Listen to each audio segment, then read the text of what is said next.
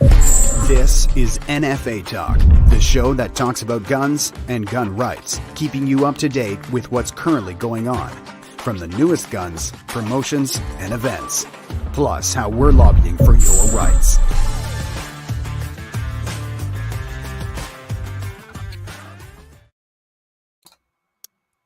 All right, it's time for another episode of NFA Talk. I'm Jordan Vandenhoff, and joining me tonight, we got our Vice President, Rick Igersage.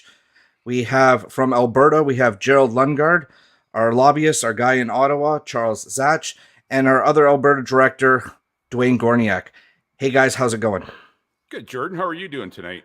Good. So we got a full menu. We got a lot to talk about, and it's great because now we have like a Ontario Alberta thing going on tonight. So I'm excited. I think this is going to be a good conversation. Let's start off with Bill Blair version 2.0, Marco Mendicino. We're getting the same thing with him. He's a mirror image of Bill Blair. He's unwilling to listen to us.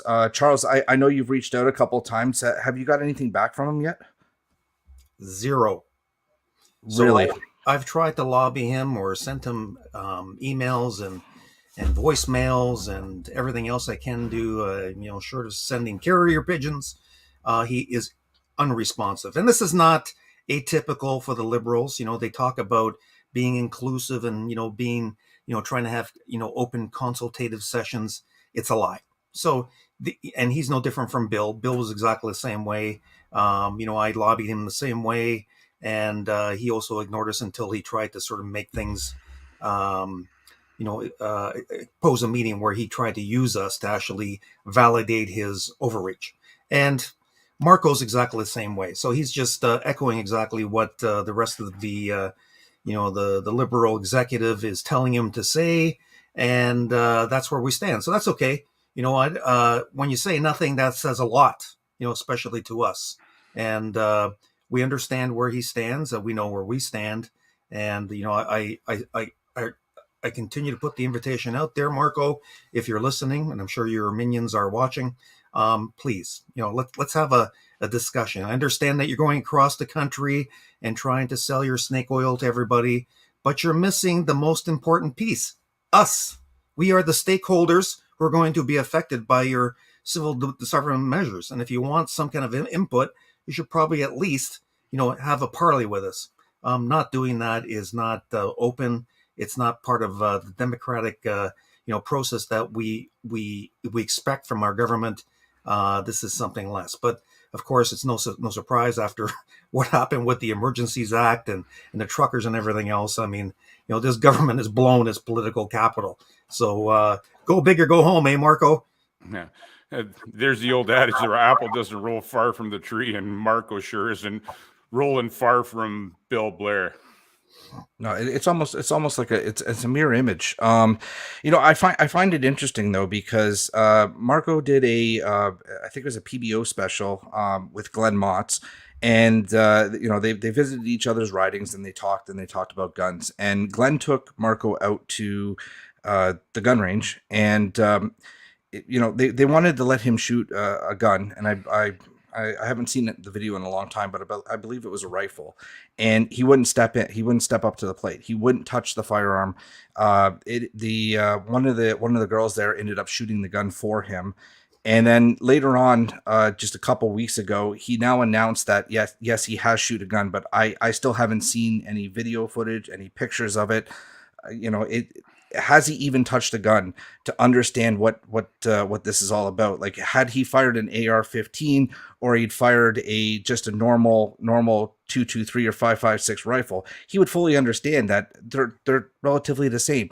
It's all cosmetic, and this is nothing but political theater. I mean, if somebody else wants to chime in here. I put out an invitation to Marco. The NFA is going to be having some events across Canada in the next few months, and Marco, come out to one of our events, talk to some of our people. We'll give you a safety course on firearms. We'll show you how to shoot and let you fire one. I'm of the opinion that I think that you'll have so much fun you won't know what to do with, and you might. He'll never change his point of view, but he'll be one of those guys that has a lot of fun and then hands it back to you and said, well, no, that's not my thing. But yeah, Marco, you're invited. Come on out to one of our events and shoot some guns, have some fun. And that way we can have an open conversation.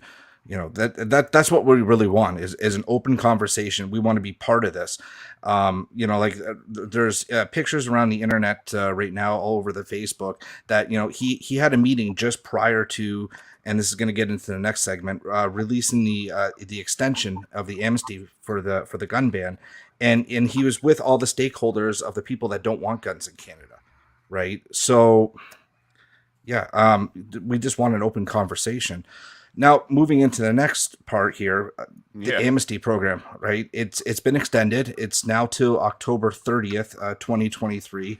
And what are your thoughts? Well, there's a lot of talk out there. People have made statements that this was a major victory for gun owners. I completely disagree with that. This is nothing more than a stay of execution.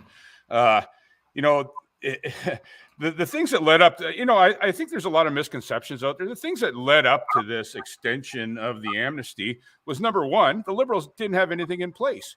They had nothing in place. They don't know what they were going to do. They were going to do, how they were going to go about doing it. They hired IBM to come up with some sort of plan, and basically that fell through. I think it was just a lack of preparation on their part. They just didn't do anything, and that's why they had to extend it. And Gerald will touch on this too. And amnesties it seems to always be extended for some reason. Do they not, Gerald? Okay, it's a normal reaction when a government's not prepared to carry out legislation or regulation that's been created through order in council. It's normal practice to extend the due date on the order in council. We've seen this happen many times before. The marking regulations on firearms have been extended since about 1998, and I think they've eventually gone away. The UCP government, or the UPC government, CPC, pardon me, the Conservative government did away with them. And what happened, I'm sure, was that the Liberals were unprepared. They don't have budget to compensate for firearms turned in. They don't have a physical program to take care of the 100,000 or so AR-15s and the countless other firearms that weren't restricted firearms that have been prohibited. And they aren't ready to move against the law-abiding, the gun owners who purchased these firearms with a valid firearms license, paid GST on them. The purchase was approved by the CFOs, and now these, as of May 1st, 2022, if they didn't extend the amnesty, the folks in possession of these would be facing a criminal charge. And on another note, there's also several legal challenges against the prohibition, the May 1st, 2020 prohibition.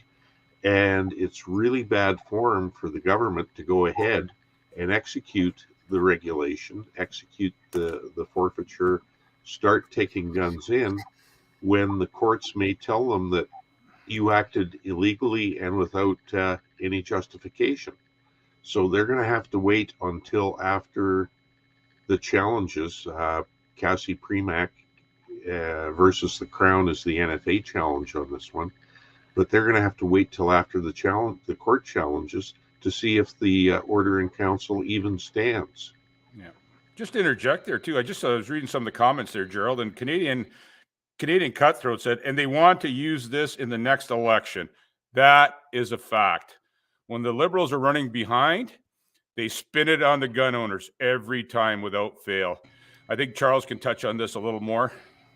Well, that's exactly it. I mean, look where they've delayed it to. So the fall of 2023, that's when the next federal election is scheduled to be announced. So once again, they're using their favorite wedge issue, right, to use the the uneducated out there and taking advantage of their ignorance of the whole firearms thing to garner votes, and that's pretty much what's going on here, right? Not to mention they've got other fish to fry right now. I know they'll be splashing a lot more money at the military after what 7-8 years of them holding back billions of dollars, and now of course they've decimated the military again. So they don't have the money to cough up the billions that they'll need to to steal our private property. So once again, this is all part of the liberal modus operandi. It's disingenuous. It has nothing to do with public safety. This is about trying to stay in power.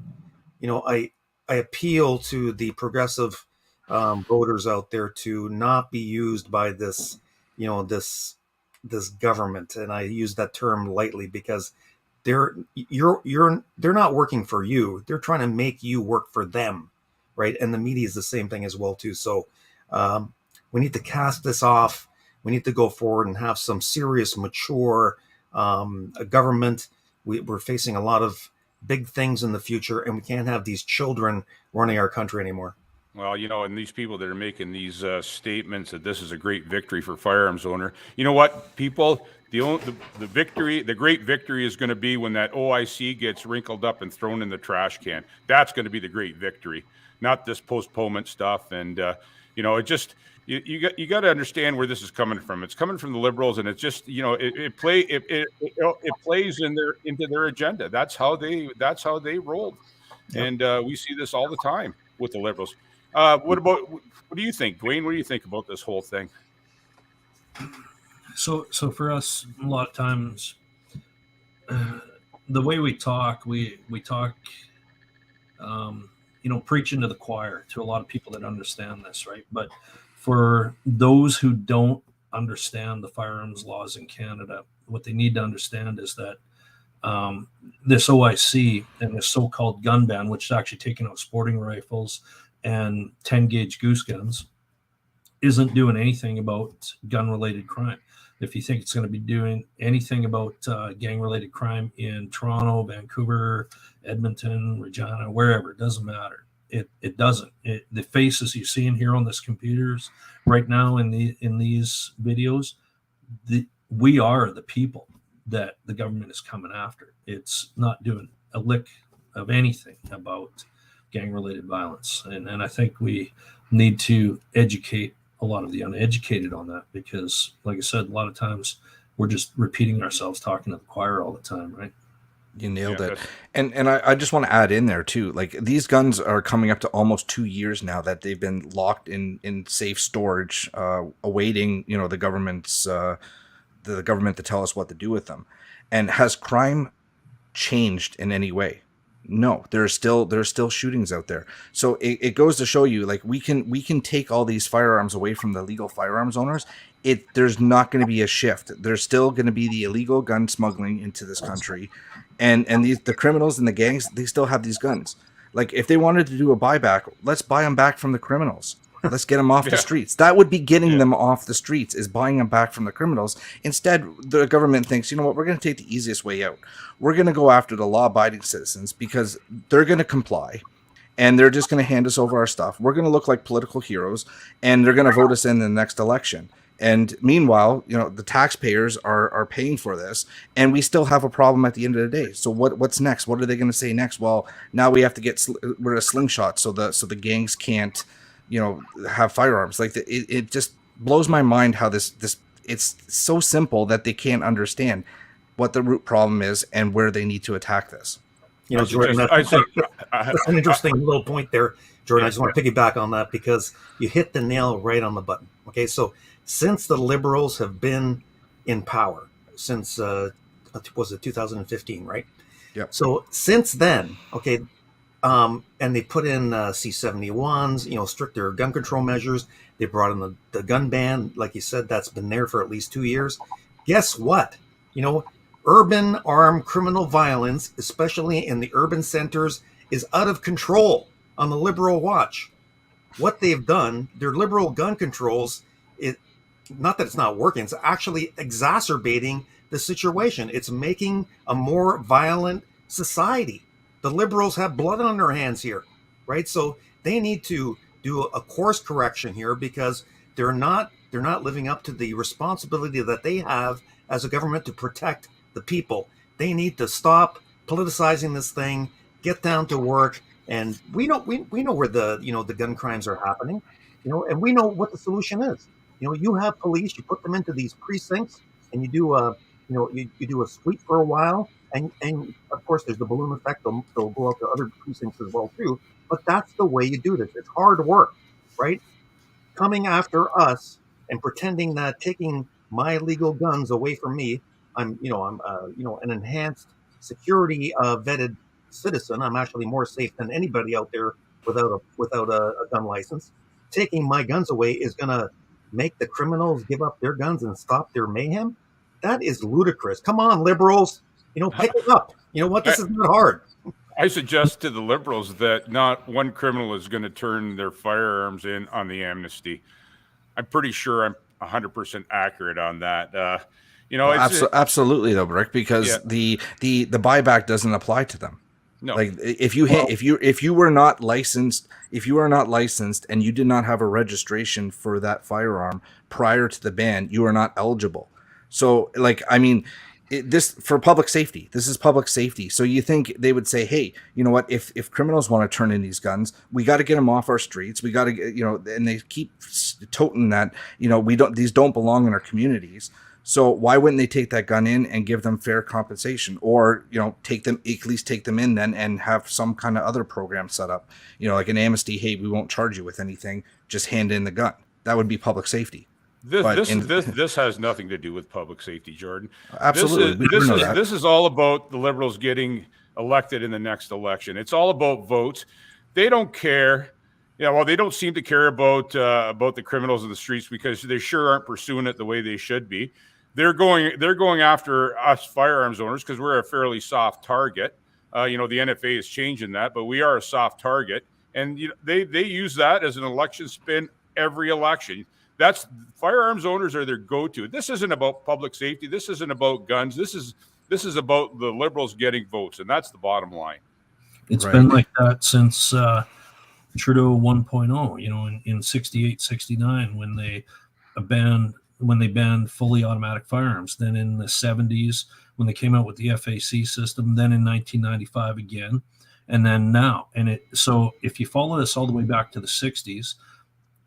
Not one bit of firearms regulations and restrictions upon people like us have ever reduced crime. And that's always in Dr. Kalen Langman's reports, if anyone wants to look that up. And that's a good point. Dwayne makes a very good point there.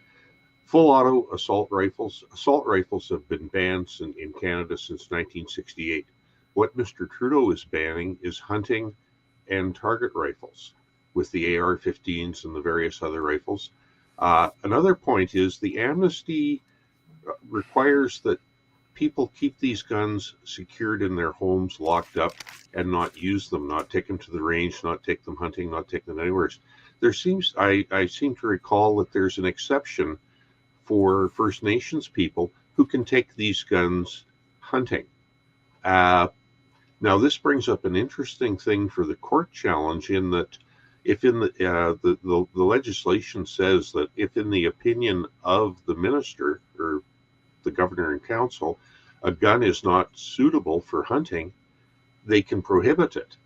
But yet in the amnesty, people are allowed to hunt with them. So all of a sudden we have a very conflicting message coming right out of the Liberal government.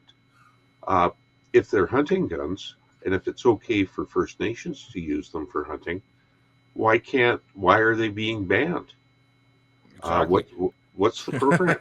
That's very interesting. There's another point there too, and Ian Runkle from Runkle and the Billy touched on this the other day. He went through the new revised copy of the OIC. Apparently, civilian personnel that work for the Bank of Canada can still keep their AR-15s for security reasons. They can transport them to a gunsmith. The gunsmith can work on those guns if there's a problem with the gun, the gunsmith can work on those guns. He can test those firearms. He can give them back to the Bank of Canada employees, and they're civilian employees. They're no different than the rest of us, and they can move these guns all over the place. But we can't take ours out of our safe. Yeah, that was one of the provisions in there, right? Yeah, exactly. So and it goes to show that like Ian said as well, there was a lot of missing information. They got a lot wrong. Like he pointed out, like gunsmiths, like they were not able to touch these, and they were not able to touch these firearms. So the government had to put something in there. The hunting, it's the same thing. Like there was a revision for I believe in Indigenous people and like First Nations, where with the Treaty Act that they have, if you were hunting to sustain life, you were allowed to use your firearm. So it clearly shows that these firearms were used for hunting purposes. Right now, the government says you've got X amount of time to find another firearm that's suitable for the same thing. It just, the whole thing just boggles my mind, and it makes no sense to me. Like they've kind of backed themselves in a corner, and when the legal challenge comes up, it's going to get really interesting to see how this all plays out.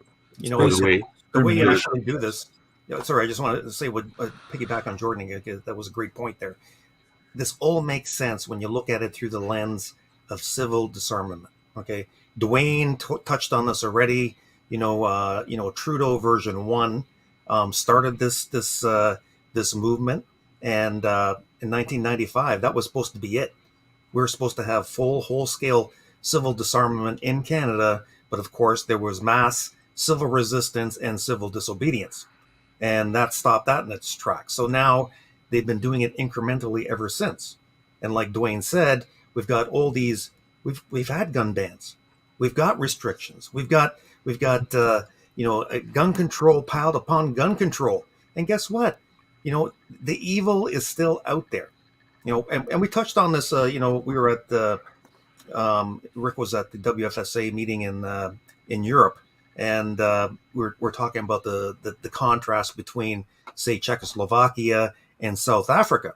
Okay, South Africa, according to and don't forget that Wendy Tsukier was a major consultant in there and recommended greater gun controls, and they took it hook, line, and sinker, and now it's a war zone over there of armed criminals. In contrast to that, the Czechoslovakians have looser gun controls, and guess what? Their crime rates are way down.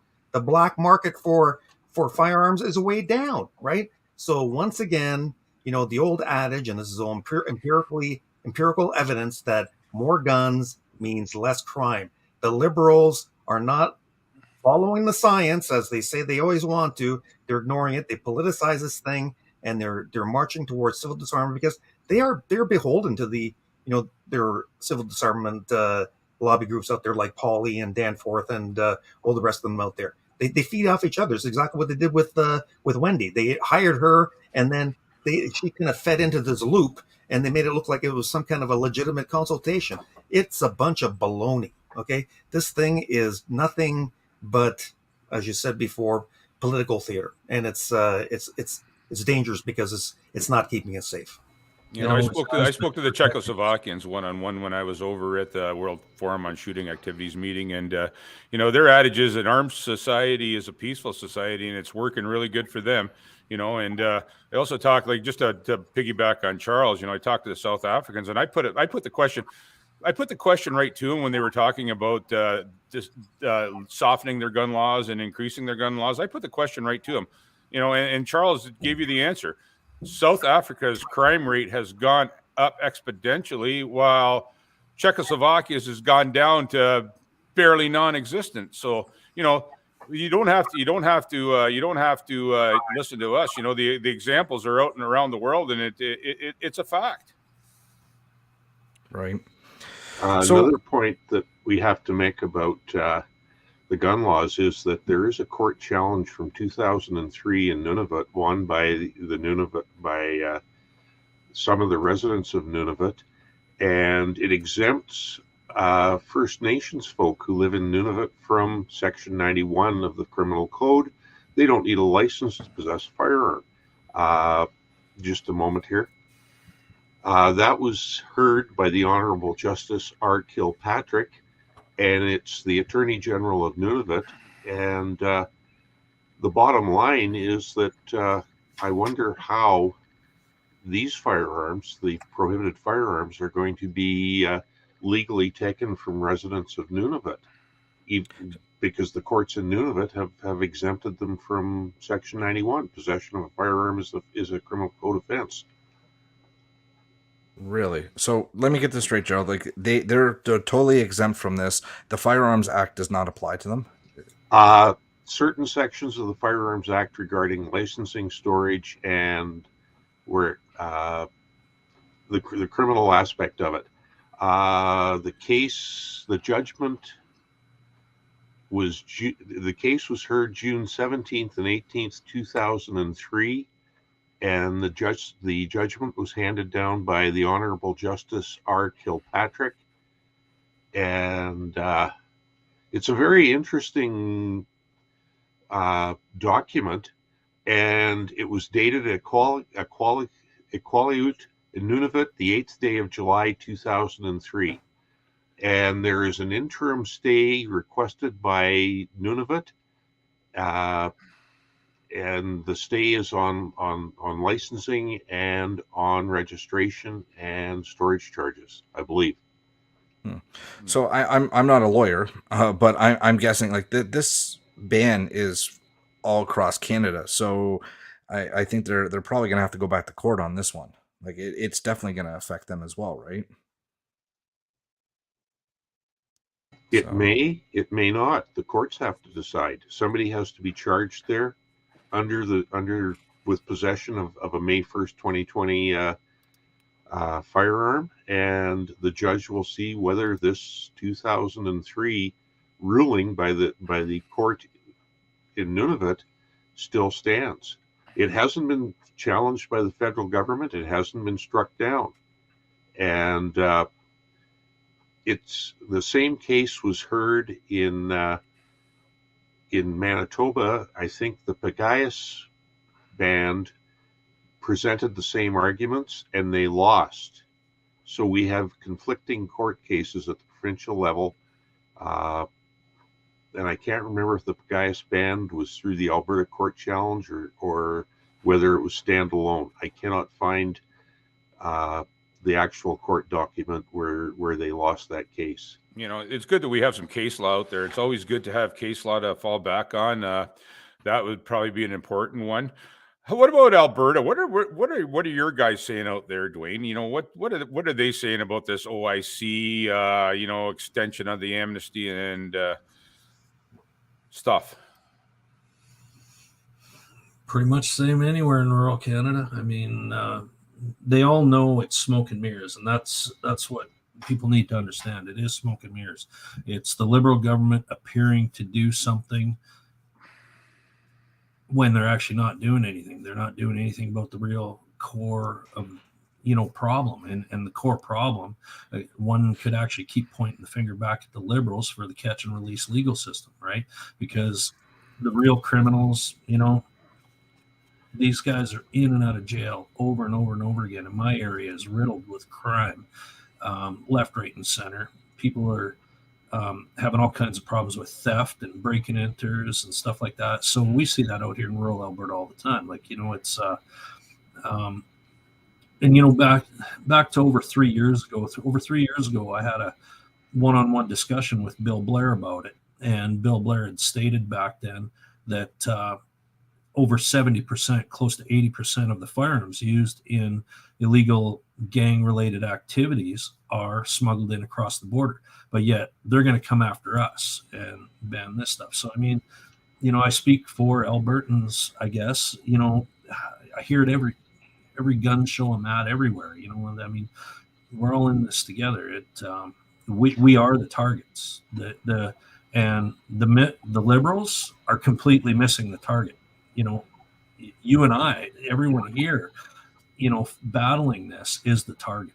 And the real target is running loose out in the streets, buying their firearms and guns out of the trunks of cars and dark back alleys, and that's never being addressed.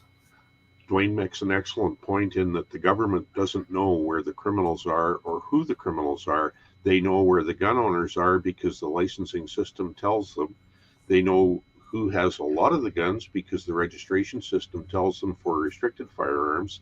The other issue is it doesn't matter what a criminal uses or where a gun comes from. 100% of these criminals are operating in Canada. They're humans. They make the choice to break the law, whether they do it with a gun, with an axe, with any weapon. A white van. Irrelevant. Yeah. And the gun doesn't cause them. The gun doesn't change their morals and values and turn them into a criminal. The gun doesn't tell them to go out and do violence. These people are violent to begin with. The courts are very aware of these people because they have a long criminal history of violence and conviction in the courts. And Dwayne is absolutely right.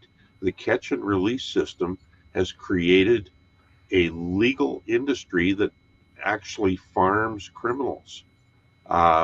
There's a Facebook page up here in this area called Court Docket, and you see the same names coming back in week after week, month after month, with different charges. And it seems that the judge knows these people by name, and they're not rehabilitating these people. These people are not being incarcerated. Catch and release is not a good thing for our society. And to blame a gun for a fault for the violent people that are out there that have had convictions for violence and go on to commit further violence, you can't blame an inanimate object for people who are inherently violent and need to be rehabilitated. That's a great point, Gerald. And one thing we should recognize here is that anybody's got a restricted license out there, they know who we are. We are in the system, and we're checked every single day and everything else. The people that are churning through the system, as you said, Gerald, in Toronto and elsewhere, and they know who these people are, right? I mean, they're reoffending criminals, they're gang members, and you're right. I mean, they're just caught and then released on their own recognizances. They have no skills and they go back to their trade, which is crime, armed crime. But the whole idea here is that it was a couple of years ago, the Liberals actually came up with a great solution. It was fantastic, right? They splashed money at Toronto because we all know that's one of the hot spots out there. Gave them money to, concentrate on these precincts, and we know where the hot spots are in Toronto. So they went in there, and of course they caught all these gang members with guns, and they brought them in. The court, charged them, and they let them on in their own recognizance. But this time, they actually had these special constables that would follow them. And of course, it was easy, right? I mean, it was a duck shoot, more or less, where they went out, followed them, they got their guns again, they came back into the system. That's what we need to do universally across the country. There is the solution, not gun bans, not more stricter gun controls that do nothing except alienate, Canadian citizens. And that's another point I want to really stress here, is that this has been going on for decades. And the problem with this is that when the government keeps doing the same kind of disingenuous thing and only does it to get voted in or to stay in power, there's some real serious consequences here. People stop trusting the government. People stop trusting the rule of law. The people stop trusting the police. These are fundamental rifts in our society that doesn't go anywhere good. This needs to be corrected. The Liberals have caused this, and it's criminal. It really is. They are responsible for what's going on here. You know what I find really interesting? Justin Trudeau has been very mute on the whole thing. Like, he came in 2020 with the OIC ban. He read from a script, like a pre-written script, and he hasn't really talked about the gun ban. He hasn't really given his opinion. And like, I would love to see somebody ask him some serious questions and get a response from him. But I mean, like, if everybody follows CPAC and all the political channels, like, if you ask Justin Trudeau a serious question, you get these kinds of responses.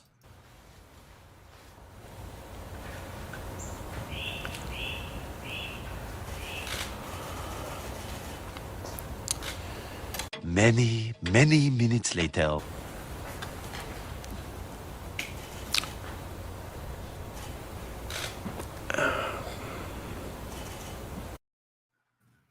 Nothing. pretty much He sums can't. it up. He can't answer a real question. If he's not scripted, he can't answer a real question. So the backbenchers and his political campaign say this is what's going to work. Let's fearmonger Canadians. Let's make a problem that's not there, and let's get the votes the next election. Right. One of the things that one of the things that governments that support gun control in Canada have never done is they've never shown us the evidence that gun laws have worked to reduce crime, have worked to reduce violence. Never have I seen evidence. I have been looking for evidence of that since 1978, and with a reference to Dale Blue, who was the president of the Responsible Firearms Owners of Alberta, at a meeting in Winnipeg with Marie Antoinette Flumian many years back, when Miss Flumian was trying to get gun owners on board with delivering the Canadian Firearms Safety Program. Dale sat silent through about 12 hours of meeting, and at the end, he says, how does gun control, Canadian gun control, reduce crime? Show us the evidence. There was silence from the CFOs that were present and all the government agents and government ministers that were there. And so far, they haven't shown us the evidence that gun control works. It never has. Sort of piggyback on that for 1 second. And they asked this government the reasoning behind their OIC ban, right? And they did the soft shuffle again, like Gerald said, and then they hit it under the secrecy ban. Oh, this is too sensitive for public citizens out there to understand or even see.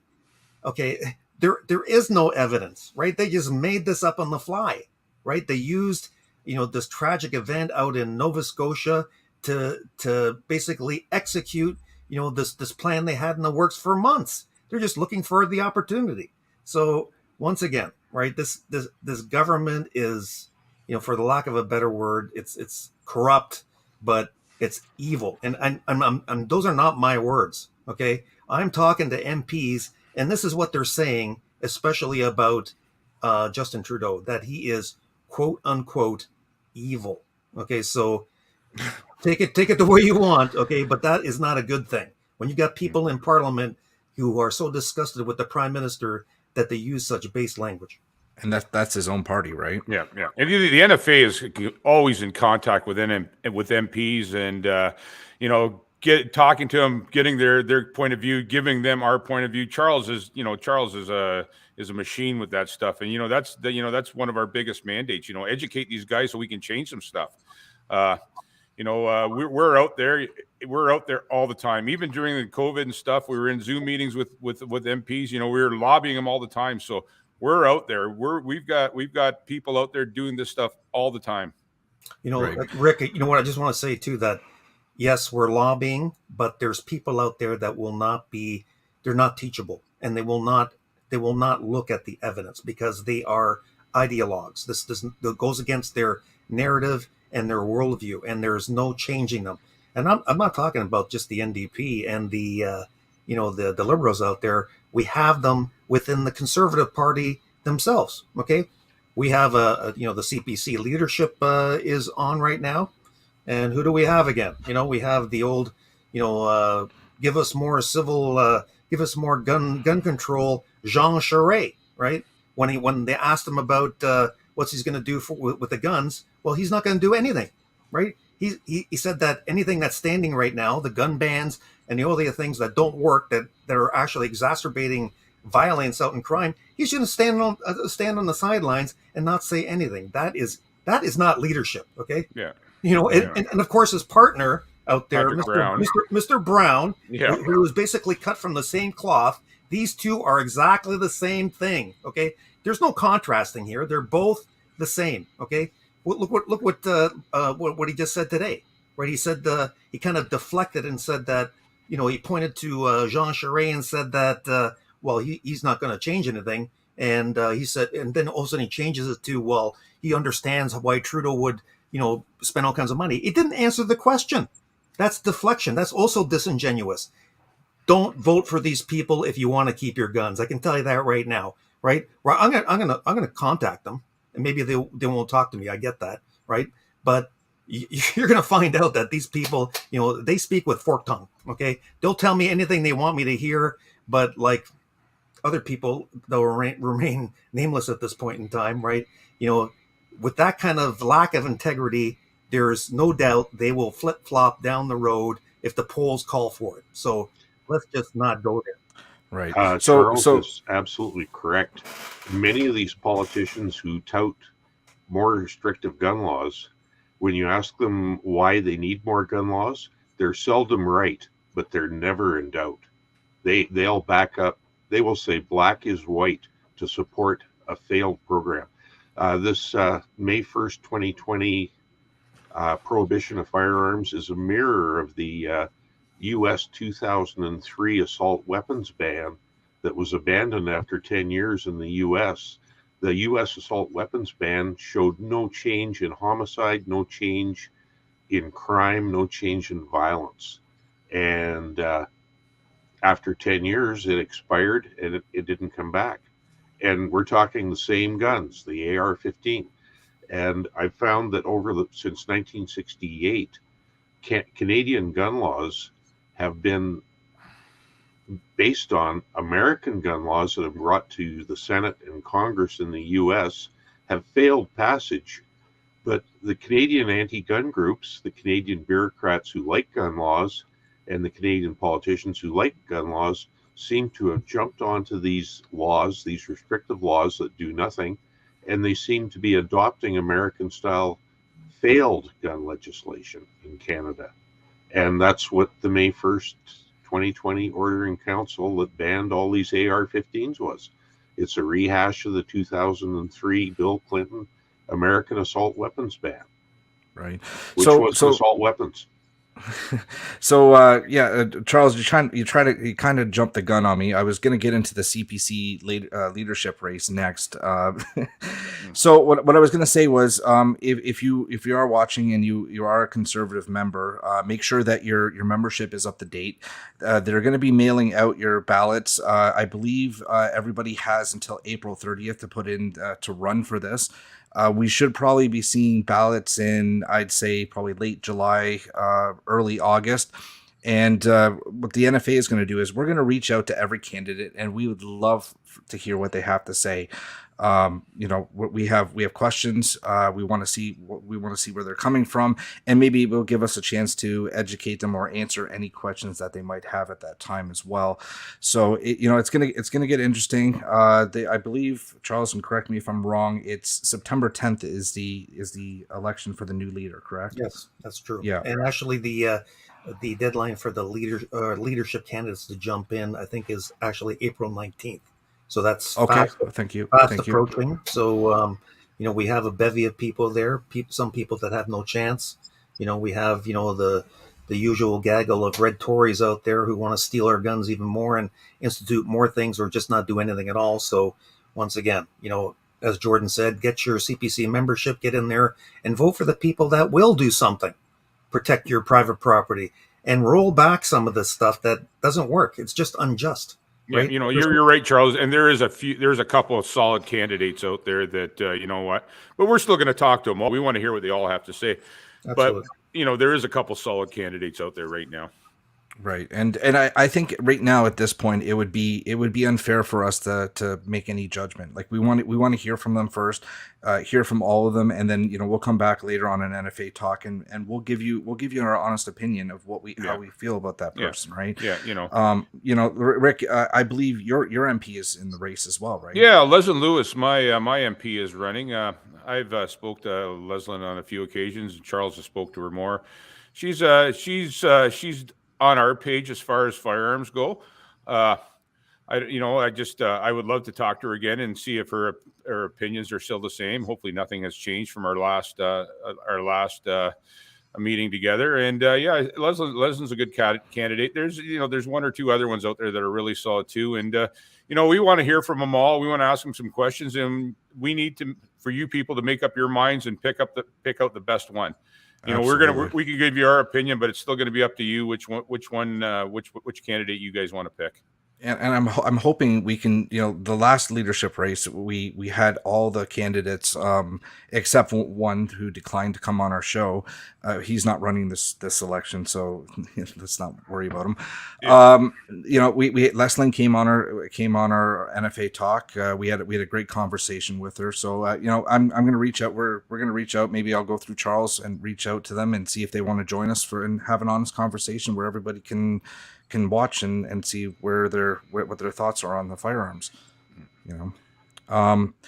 So we're getting into the summertime, spring, and things are starting to open up a little bit, less restrictions, ranges are opening up. I've already had a chance to get out and do some skeet shooting. It was great. I guess what I'm going to say now is save the date for June 4th. We're going to have a later announcement, something special we're going to be doing. If you're in Ontario, get ready to join us, and we're going to have a good time. So look forward to seeing the announcement. Should be coming out in the next week or two. And I don't know, Dwayne, Gerald, what's going on in Alberta? Any events going on? Any major shoots? This is going on, folks. Can you explain this, Jordan? Rick, that looks like a Kraken to me. That's what it is. And let me guess, the NFA giveaway Kraken right here. Let me guess, that's 338 Lapua, right? Yep. Nice. So let's put some context into that.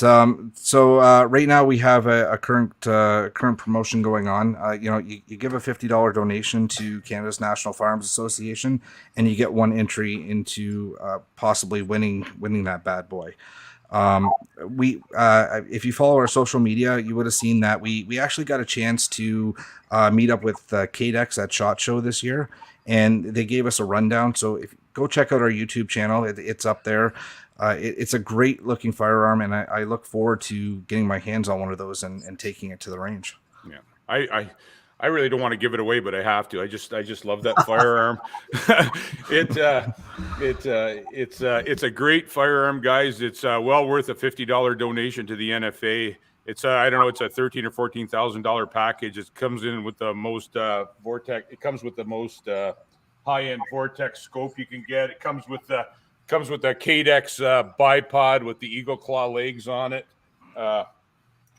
It's quite a firearm. It's in 338 Lapua, which is still all right to have. But like I say, you know what? This is going to be a real fine firearm for somebody that makes a $50 donation. Rick, for the gun police out there, do you want to rock it out and show them that it was not loaded? I was going to make the statement that all firearms have been safety checked before this, but yeah. Right, you get those people that. Yeah, of course there is. Yeah, just a note on that. When we at the NFA display firearms on NFA Talk or anything we do, the firearms have been thoroughly checked for safety.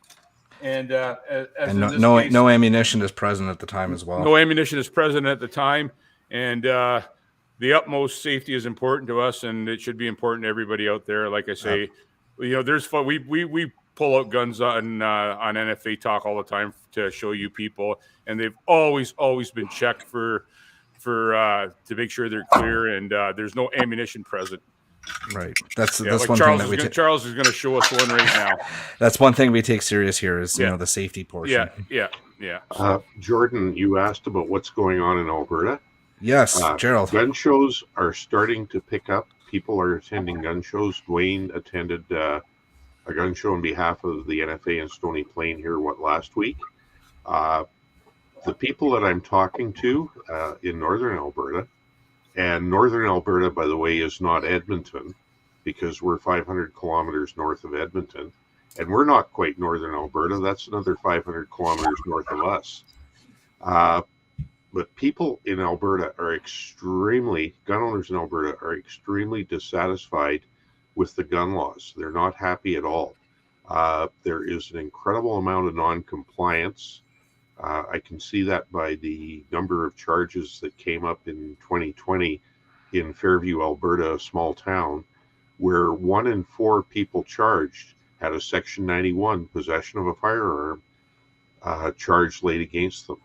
And it was very interesting to go through the court dockets for 6 months to see how many Section 91 possession of a firearm charges were laid. And these charges were incidental to drug possession charges, other charges where a search warrant was triggered and the home of the person was searched.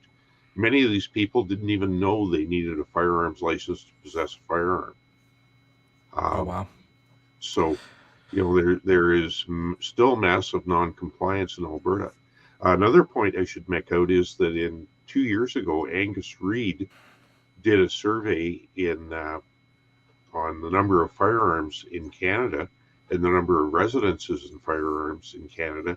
And the Angus Reid, which is a Liberal survey company, came out with a point that there's probably about 4 million households in Canada that have firearms present in them. And the federal government gives us the information that there's 2 million or 2.3 million people in Canada with firearms licenses who are authorized to hold firearms. And that's a very interesting, is the Angus Reid survey out, or is there massive non-compliance with the gun owner licensing scheme? Yeah, there's a bit of a gap there for sure. So Dwayne, you were just at the gun shows. Busy, Yes. quiet. What's it like right now? Okay, so I just did Edmonton Stony Plain Gun Show, and that gun show broke records for them there. Wow. Coming out of a restricted age of masks, imagine that. Gun owners really like not having restrictions coming into a gun show. So anyway, I got to talk to UCP MLA Shane Getz in there, and we did a video there with him, and I think you've still got that video under editing, right? Yes, and also, like, Shane's been on NFA Talk before. Right. He's a solid guy. He knows his firearms, and we had a great conversation. I believe that was back in the first season. We had him on the show. So again, for people who are maybe uneducated watching this, Shane Getson is also a firearms owner, and there he is, an MLA affected by these laws as well. So that's the kind of people that these laws affect. Anyway, gun shows, more coming up. There's going to be the Nose Hills Consort Gun Club gun show coming up down in Consort, and I'll be at that one April 23rd. And if the weather's going to be good, we're actually going to camp out at the gun range. And then in June, on the 11th and 12th, there's a new gun show starting up in Alberta at Radway. And the cool thing about that gun show is there's going to be free boondock camping there as well. So I'm definitely taking my travel trailer to that one, and my Oasis home away from home. So hopefully meet some good people there. Oh, you guys take it to a different level there in Alberta. Yeah, no kidding. There's a question on there for Mark Axford. Any TACCOM updates? Last I heard, I think TACCOM's going to be a go. It's going to be in the fall. They said they're definitely doing TACCOM this year. Well, I mean, that's the email we got, anyways. That because the NFA has always had a booth there, so they said we're going to do it. I don't think they've nailed the date down yet. No, I don't think so. But they're talking the fall. The last I heard, sometime in the fall. So I hope they run TACCOM again, and we really look forward to doing TACCOM. We meet a lot of our members, and we get to talk to our members and answer their questions one-on-one, and that's the way the NFA likes to do their stuff. Get out there, get out with the public, and answer their questions one-on-one, and meet our people, meet our members, and that's why, like I say, Jordan says, keep your calendar open for June 4th. We've got something in the works right now. We're going to release in a week or so, and it's going to be just a little bit of a sneak peek. It'll be a good time to maybe talk to some of our directors from across Canada, and ask them questions, get to know them, see what they're all about, and you never know. You even maybe shoot some guns. Right. So yeah, no, I mean, I think everybody except Gerald was at the last TACOM, and what was that? That was back in, it's been so long now, It was a long time ago. 2019. Dwayne came down for that. Gerald, no, you stayed out of that one. Charles, you were there for one or two of the days, and myself and Rick, we were there the whole since setup and takedown, and it was a busy weekend, but it was a lot of fun. Met a lot of people. I love having conversations with other firearms owners. It's great. And you know what? I was actually shocked because I thought this was just going to strictly be, firearms owners, and we're kind of preaching to the choir. I was really shocked. People were coming up, and I'd say, "Hey, Canada's National Firearms Association," and we'd start talking. They say, "No, I don't have a license. I don't shoot. I just wanted to come down and check it out." And then that was the opening for a whole new conversation. And some of the responses, I didn't know that about firearms laws. I didn't know that you need a check every day. I didn't know that we were so restrictive as it is right now. And this is prior to all the C71 and the OIC. And they were like, wow, they were going by mainstream media, which, they kind of towed a little bit of the US side of things. And the Canadians are really misled by this. And so it was great to engage with them. And I really think they left our booth there with a little bit of education, and I felt good about that, right? And another thing we did too is we had some prohibs there, and we had some just regular restricted handguns, and we showed the people the difference between prohibs and restricted guns, and lo and behold, some of these prohibs were bigger than some of the restricted firearms, and this whole prohibition of firearms is supposed to be, because you can't conceal a big gun. Well, I'll tell you what, some of the old prohibs are bigger than some of the new, like that Glock 48 that Charles had there, Smith & Wesson 19 is bigger in all directions than that Glock 48. And people are looking, and people never had their hands on prohib revolvers and semi-autos. We're out there to educate, and we'll do the same thing again. We'll bring a bunch of guns and let you have a look at them, we'll show you the differences, and show you how ludicrous these firearms laws in Canada really are. Absolutely. And it was a couple shows back, Rick, where you had the two different guns and you held them up on the screen, and you pointed out like how stupid the law is with the 12.6 prohibition, right? The short barrels. The other gun was clearly a lot bigger, and it's prohib. So I really hope the next go around they're gonna review the whole Firearms Act, and let's make common sense laws. Let's really engage with everybody, all the stakeholders, and I really hope that they give us a chance to actually talk. I mean, they look at gunnies and firearms owners, and they're like, well, they call us gunnies, right? They look at firearms owners and they say, yeah, we're not going to ask them because they want the world. No, we do want to save Canada, and we do want to be treated fairly. So, let's get to the table and let's talk about this. And we want to keep our personal property. It's as simple as that. It's if you lay it out, it's pretty simple. We just want to keep our personal property that we worked hard for, we bought and paid for, we pay taxes on it, and we want to keep it. And my adage is you can't really buy something back that you never owned in the first place. True. And you know what the bottom line is too, is that the one thing that underlies this whole thing is that we want justice. We've been kicked around for decades now, blamed for this and that and the other thing. It's all been a lie, and now it's time to get justice back and roll these bad laws off of our back, and let's concentrate on real public safety. Absolutely. But hey, so we're almost going on. We're almost going on to 60 minutes here. I think this is at this point. This is it's good to break. So why don't we pick this up in a week or two, and we'll have another conversation. Hopefully, Dwayne, Gerald, you can join us again. It's been a great conversation tonight, and thank you guys for joining us. Everybody that tuned in tonight, thank you so much, and I guess we'll see you in a couple weeks. Yeah, remember, guys, take somebody shooting. Take somebody new shooting, and let them experience the fun that we're having. That's what we need to do to add more gun owners in Canada and get the word out. The best way to do it is take someone shooting, and remember, the NFA is working hard for you people. We need all the support we can get. Till next time. Thank you. Thanks for listening to this episode of NFA Talk. Like and follow the NFA on social media and sign up to become a member.